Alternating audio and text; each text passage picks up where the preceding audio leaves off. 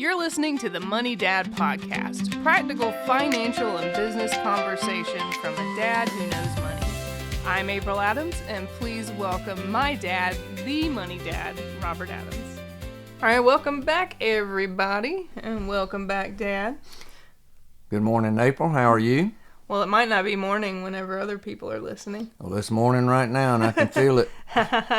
I'm good, and I thought it would be good to start with a question that we got in from the website because it goes along with some of what we'll be talking about today, and we can roll into that, or maybe to intentionally pun, snowball into it. Well, that sounds good. Let's snowball into it, baby. All right, so we heard from Paige, who says that she's doing her homework and preparing for the next episode, but she would be interested in hearing your thoughts on the snowball method to pay off debt. Do you agree with that method, or do you suggest doing something else? Well, before we get into answering the question, let's talk about debt. How did you get there? You got there because of probably, as we have spoken in the past on other episodes, impulse buying, wanting to live like other people, not paying attention to what you're spending your money on, and student loans. Do what? And student loans. Student loans. Student loans aren't necessarily people being negligent, but it piles up. All those things. And one of the things I want to throw in when it comes to purchases as we move forward and get to the snowball method is when you buy something, get into the habit of evaluating those purchases and looking at, first of all, is it necessary? Can I do without it? Does it, depreciate quickly?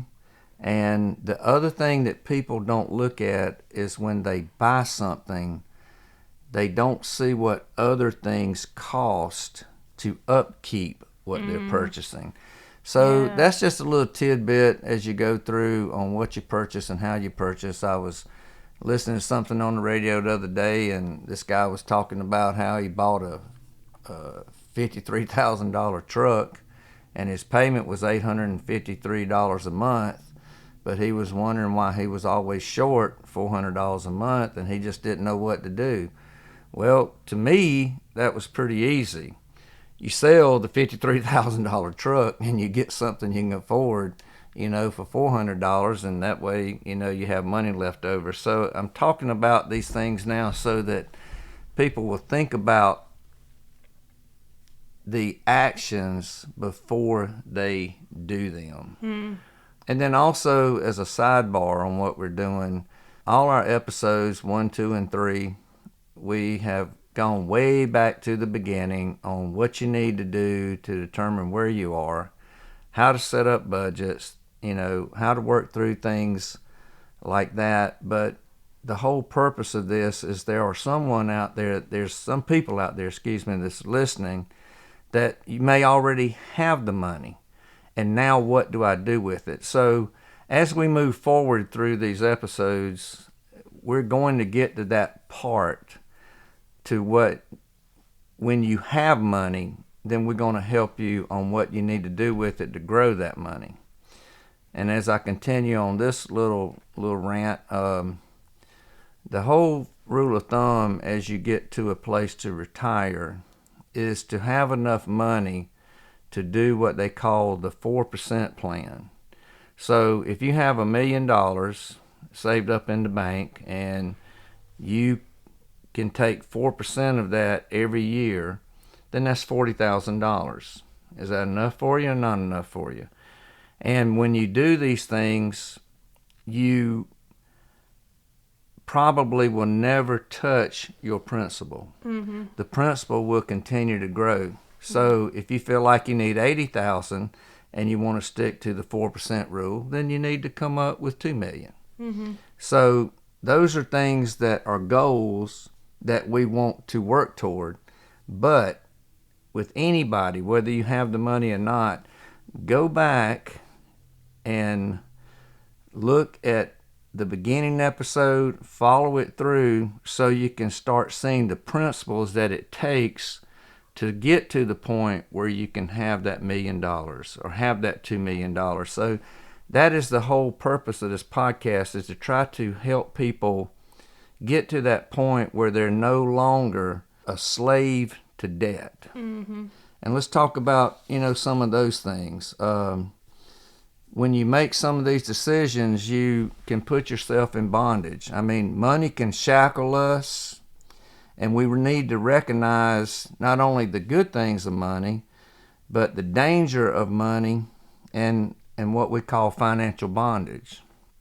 And a long time ago, just ask yourself this: what is bondage?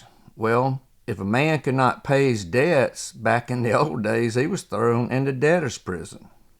And then his family belonged to the lender.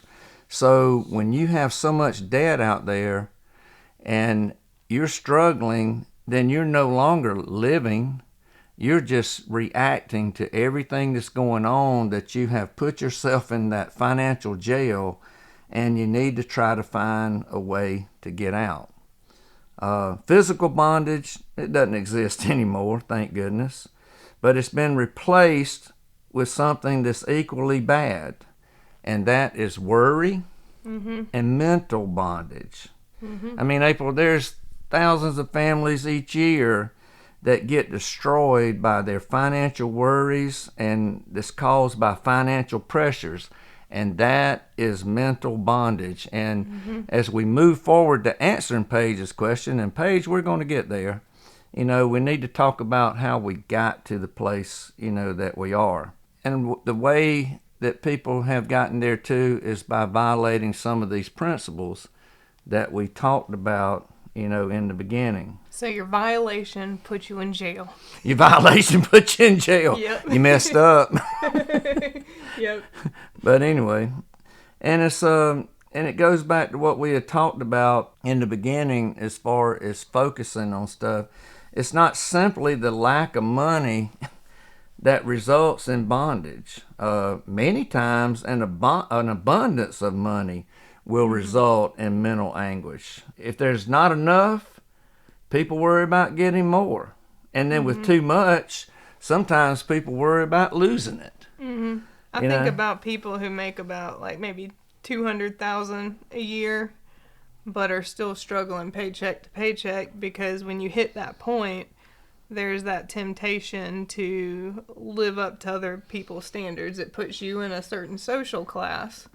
And so then you feel like you have to live up to that social class. You are right. And those are some of the things through the first couple episodes we hammered on and repeated. Get to the point that you have so much confidence in yourself that you don't need stuff to impress other people. It's always about attitude. The attitude you have toward money, and I'll go back to one of the things that we said in the first podcast, is money is very simple. It's just what we use today as the principal resource to exchange for goods and services. That's it. All the other problems have come because of our attitude and what we choose to do with that money, or what we think we're choosing to do that we have money for that we really don't have money for. So how did you get there? How did it happen? Now you've created it. So now, Paige, we're going to answer your question. The snowball method. What is it? Well, the snowball method is a debt payoff strategy, and it's where you pay off your debts in the order of the smallest balance to the largest balance, regardless of what the interest rate is. So if you take a list of all the things that you owe and you write down all your minimum payments, that means that you will take any kind of extra money and apply it toward the one with the smallest payment until that payment gets paid off.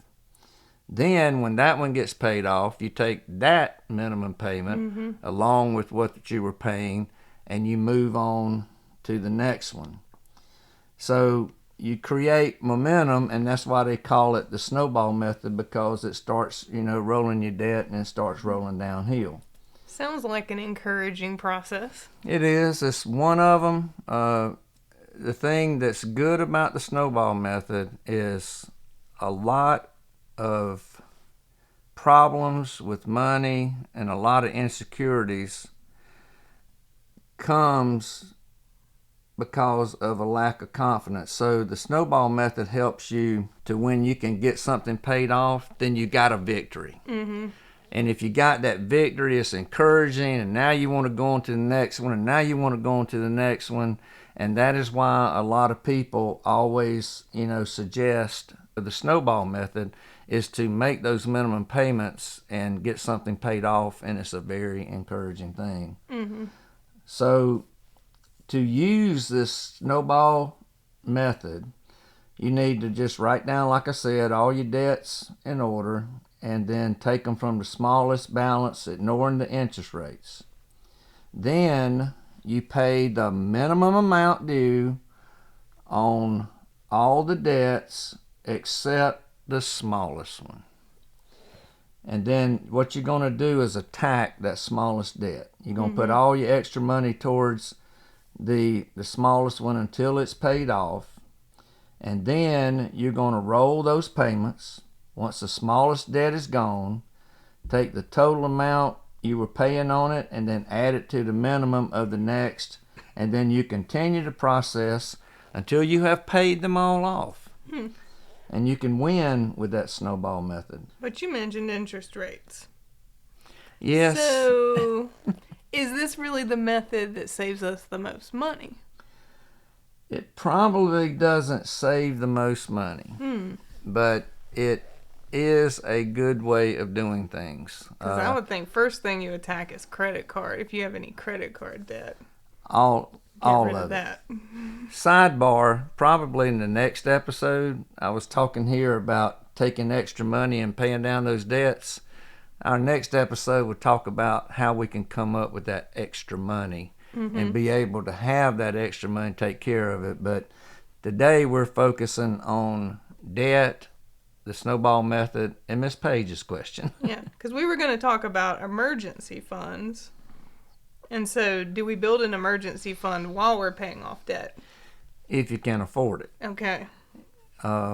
Once you do your budget, and hopefully by now people have learned how to do that, it will show you real quick if you are at a plus or at a minus. And that is where we have to start putting things together.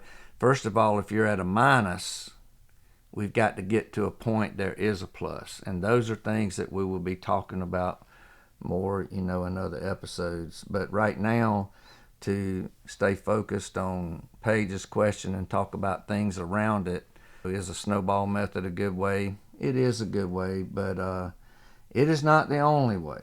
The other method that I've used a lot to help people is look at their total debt and their interest rates. Where you have the snowball method, people have named this method the avalanche method. So, avalanches sound better than snowballs when you're knocking out debt. They knock it out faster. Yeah. For most people, it's mathematically better and faster at eliminating. So how does the avalanche method work? Well, it pays off debts in order of the highest interest rates to the lowest, regardless of the balance size. If you are disciplined and you really say, hey, I have enough confidence that I don't need these little rewards to make me see that I paid off something, that I'm really intentional about saving money and getting it paid off, this may be a better method for you.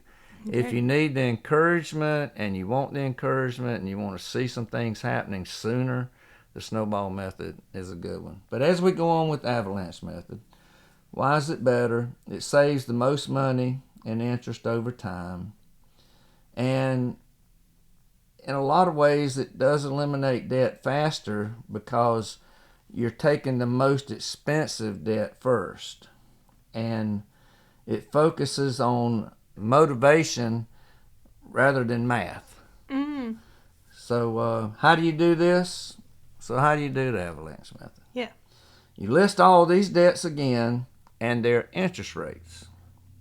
And then you make your minimum payment, just like snowball method, on all of your payments. But then the extra money that you have, you put it toward the debt with the highest interest rate. Mm-hmm. And then once that one's paid off, you roll that extra amount to the next highest interest rate. So for example, if you have a $3,000 loan, a credit card at 22%, or a $5,000 credit card at 15%, or an $800 credit card at 6%, then the snowball method would say, hey, take the 800, pay everything toward the 800, get it done, and move on to the 3. Mm-hmm. But the avalanche method says take that 3,000 at 22% and try to pay it down first. Yeah. And then use the same concept to move, toward the other debt. Mm-hmm. So that one probably saves, the most money. Another thing that other financial people have shied away from and tell you to never do, well, I'm going to tell you that sometimes it applies. Ooh, we get to break some rules. Well, or break some standards. Experience speaks volumes. Yeah. And there were times that I had certain things in the younger days that I had to address, and I didn't have the money, the cash flow to pay off all of these things and do it the snowball way or the avalanche way. I had to figure out a way to get to a point that I could even make the payments. So that is when debt consolidation comes in. Ooh, that's a bad word to some people. Really? But sometimes you just have to do it where you can put all your debts together and maybe you can work out a better interest rate. And then you do have that one payment. And if you got extra money left over, then just add it to that payment and you're only concentrating on one. And sometimes, not all the time, it can dramatically reduce your interest, and then it can simplify your payments. Yeah. Some people's brains are wired that I got 10 debts over here, I have 8, and I have to remember to make all these payments. And it becomes overwhelming for them that even though the snowball method / and avalanche method are great ways, they are still overwhelmed with the number of payments because of the amount of debt that they're in. So the debt consolidation is just that. It gets it down to one payment. Mm-hmm. So that is an option. So which method is best for you? In my opinion, if you want the fastest, cheapest mathematically solution, then try the avalanche method. If you need emotional momentum to stay motivated, which is not a bad thing, then the snowball method may be the best thing for you. And if interest rates on all these loans are extremely high, then consolidation might beat both of them. Mm-hmm. So those are the choices, and sometimes there are just hybrids in between.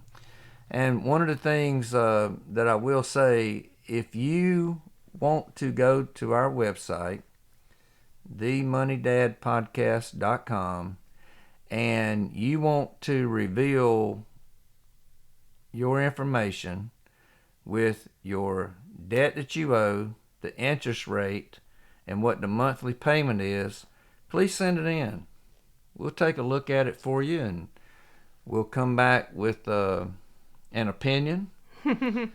And as we in one of those episodes, didn't we express? Oh yeah, it's not advice.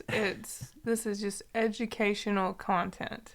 So we're not telling you exactly what to do, but we're giving you some opinions so you can take our opinions or leave our opinions. These are things that, let's say, have worked for me in the past, and there are certain people that I have helped also in the past individually, and we have used a version of these techniques as we have gone through the paying off debt process. I want to share an old proverb, because we do want to get to the point that we can save money and that we have money that we can't, be able to invest and be able to participate in certain options like 401ks, IRAs, that we can grow money and start building wealth. You have to store up for the future. But the proverb says, the wise have wealth and luxury, but fools, they spend whatever they get. Don't think, let's see, what's that old saying? Some people think that money's going to burn a hole in their pocket, so they're scared to leave it in there. First of all, it goes back to what we talked about attitude. Make sure you don't have the attitude, oh, I have money, let's go see what we can buy with it. So, it goes all the way back to attitude and how you take care of the snowball method, the avalanche method, to answer Paige's question, or which method that you use. It really depends on your situation. But if you want, like I said, the mental gain out of it, the snowball's probably the best one, but maybe not the most economically. Yeah. If you want the economic gain, go with an avalanche method or possibly consolidating depending on your interest rates. Depending on your interest rate, depending on your payment, depending on terms. There's so many things to look at, but either way is not a wrong way. Everybody has to do what is applicable to them. Yeah, exactly. So if you do want us to look at some of your stuff, you can send it in on the website. We have a form that's right there on the home page.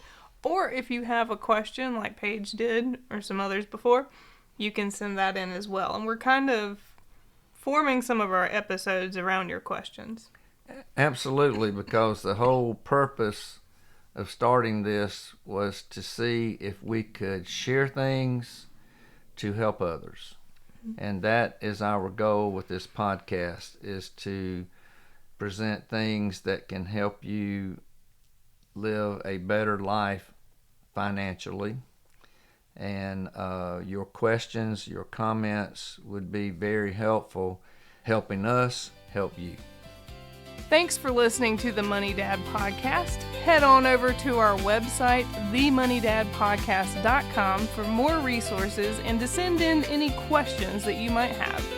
Do your homework, and we'll see you next time.